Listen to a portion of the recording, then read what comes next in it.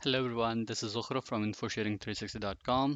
नल hypothesis हमारे पास वो चीज़ होती है कि जिसके बारे में कोई ना कोई सबूत, कोई मालूमात, कोई एविडेंस कह लें, ठीक है, कोई स्टडी कह लें, पहले से ही एग्जिस्ट करती है और उसको आप मान के चल रहे होते हैं, ठीक है।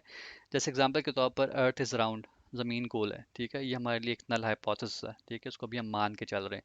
कल को कोई रिसर्चर आके ये कहता है कि जी अर्थ गोल नहीं है, अर्थ फ्लैट है, ठीक है, तो ये ऑल्टरनेटिव हाइपोथेसिस होगा, ठीक है। और रिसर्चर क्या करेगा कि इसको डिसअप्रूव करना चाहेगा, ठीक है, और इसको प्रूफ करना चाहेगा, ठीक है। अगर तो वो कामयाब हो जाता है इसको प्रूफ करने में, तो उस केस में हम क्या करते हैं कि नल हाइपोथेसिस को रिजेक्ट कर देते हैं।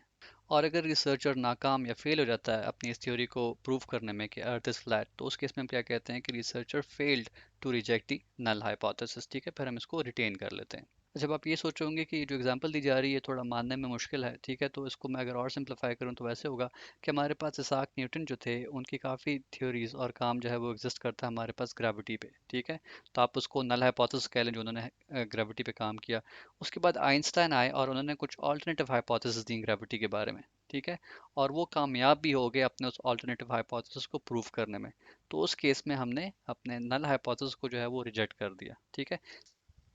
Please don't forget to subscribe our YouTube channel InfoSharing 360. Thank you for watching this video.